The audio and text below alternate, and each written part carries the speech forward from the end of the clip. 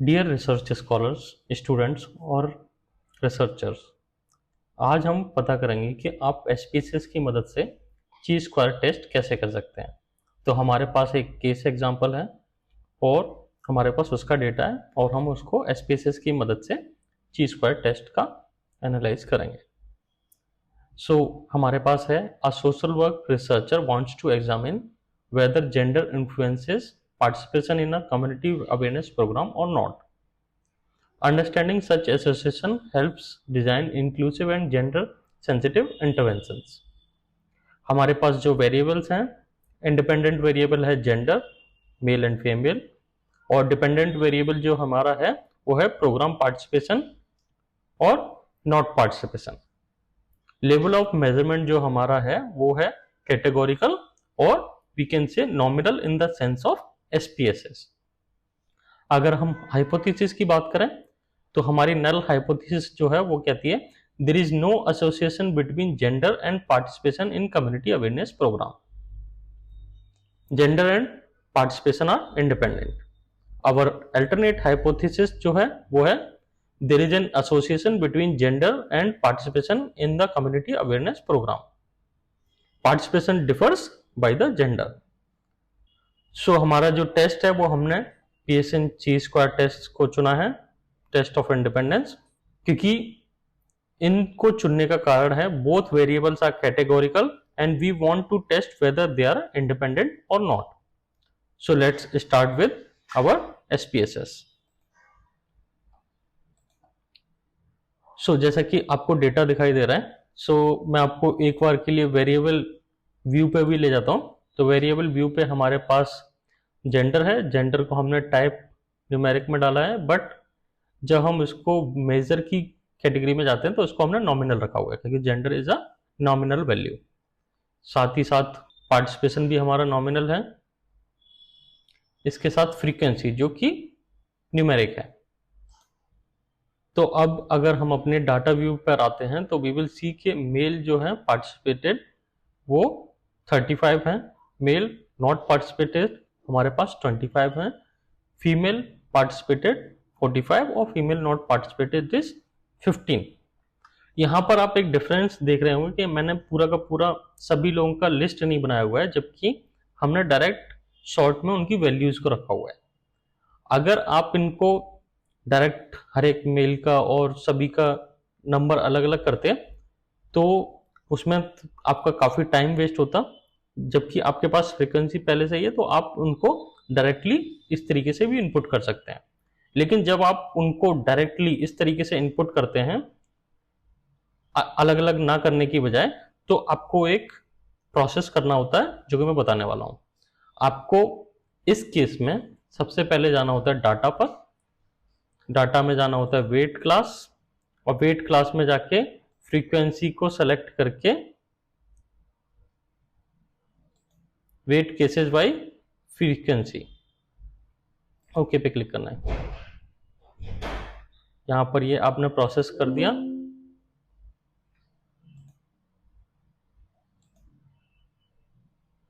तो अभी ये प्रोसेस कंप्लीट हो गया। अभी हम इसका ची स्क्वायर टेस्ट करेंगे। तो आप जाएंगे सबसे पहले एनालाइज पर, क्रॉस टेप्स पर जाएंगे। हम क्रॉस टेप्स पर जाने के बाद में हम लोग रोज में डालेंगे जेंडर को और कॉलम में डालेंगे पार्टिसिपेशन को। अब हम स्टेटिस्टिक्स में जाएंगे तो यहाँ पर क्लिक करेंगे ची स्क्वायर को और कंटिन्यू। सेल्स में ऑब्जर्व्ड के साथ साथ हम एक्सपेक्टेड भी ले लेंगे, परसेंटेज में रॉ ऑल कॉलम भी रख लेंगे और रेजिडुअल्स को हम स्टैंडर्डाइज कर सकते हैं। कंटिन्यू। हम लोग डिस्प्ले क्लस्टर्ड बाय बार चार्ट्स भी क्लिक कर सकते हैं। ठीक है, इसको हम ओके करेंगे तो हमारे पास कैलकुलेशन आ गया।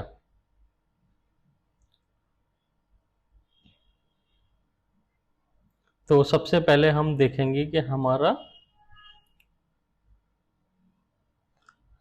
ची स्क्वायर वैल्यू क्या बोलता है। ची स्क्वायर वैल्यू हमारा बोल रहा है कि 0.053। सो इसका मतलब ये है कि हमारा जो डेटा है वो सिग्निफिकेंट नहीं है, क्योंकि सिग्निफिकेंट होने के लिए इसकी जो वैल्यू है वो 0.053 से कम होनी चाहिए।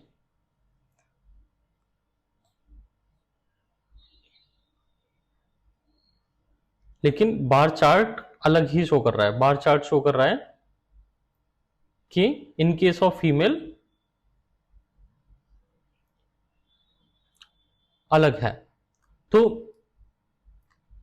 एसपीएसएस की हमें जरूरत क्यों पड़ती है? क्योंकि जब हम देखते हैं कि बार चार्ट अलग ही, मतलब बार चार्ट में देखने से हमें लग रहा है कि डेटा है ना सिग्निफिकेंट है, बट जब हम वैल्यूज को देख रहे हैं तो हमारा पता चल रहा है कि this data is not significant.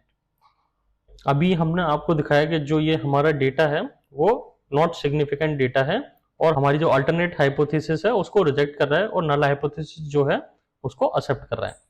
तो अभी हम इसमें थोड़ा सा डेटा में चेंज करते हैं और फिर दोबारा से देखते हैं कि क्या वैल्यू रहती है। अभी क्या था कि मेल पार्टिसिपेटेड 35 और नॉट पार्टिसिपेटेड 25। तो हम इसको चेंज करके मेल पार्टिसिपेटेड 30 और नॉट पार्टिसिपेटेड 30 और female participated 45 and not participated, इसको हम 50 कर देते हैं और नॉट पार्टिसिपेटेड को 10 कर देते हैं। तो हमने डेटा में चेंज कर दिया जस्ट फॉर द एक्सप्लेनेशन। तो अभी मैं है ना एक केस वो भी दिखाना चाहता हूं जिसमें कि हमारा कोफी जो ची स्क्वायर है उसका जो वैल्यू है एक्सेप्टेड रेंज में है। अब हम दोबारा से एनालाइज करेंगे। एनालाइज पर गए हम, डिस्क्रिप्टिव स्टैटिस्टिक्स, क्रॉस टैब्स, आपका जेंडर और पार्टिसिपेशन पहले से ही है, हम इसको दोबारा से लाएंगे क्योंकि हम फ्रेश कर रहे हैं। तो हम दोबारा से जेंडर को डालेंगे, पार्टिसिपेशन को डालेंगे, फिर स्टैटिस्टिक्स में जाएंगे, ची स्क्वायर पर सेलेक्ट करेंगे, ची स्क्वायर पहले से सेलेक्टेड है, और सेल्स में जाएंगे तो हाँ ऑब्जर्व चाहिए हमें, एक्सपेक्टेड भी चाहिए, एज वेल एज रो और कॉलम भी ठीक है। कंटिन्यू, डिस्प्ले क्लस्टर्ड बाय बार चार्ट्स ठीक है, और हम इसको ओके कर देंगे। तो अभी हम डायरेक्ट अपना ची स्क्वायर टेस्ट की वैल्यूज पर जाते हैं।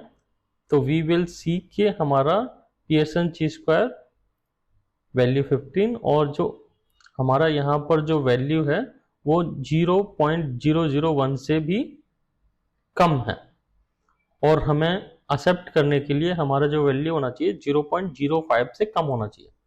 तो इस केस में हमारी जो नल हाइपोथेसिस है वो रिजेक्ट हो जाती है और हमारी अल्टरनेटिव हाइपोथेसिस को हम एक्सेप्ट कर लेते हैं।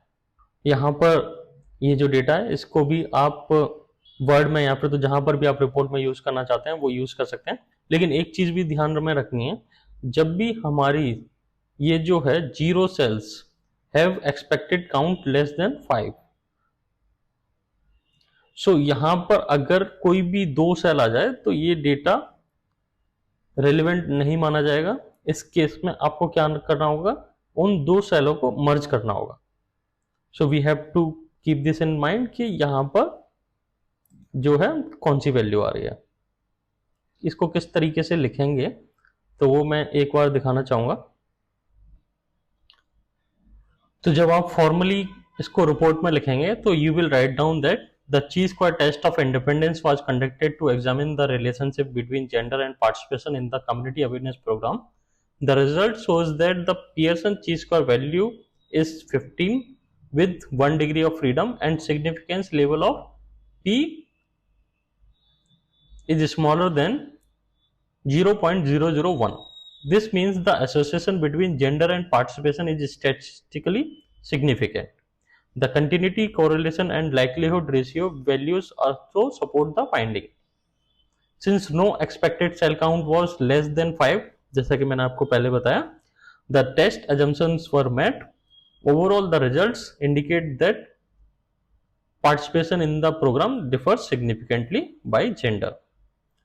So, researchers, scholars होपफुली आपको ये वीडियो पसंद आया होगा।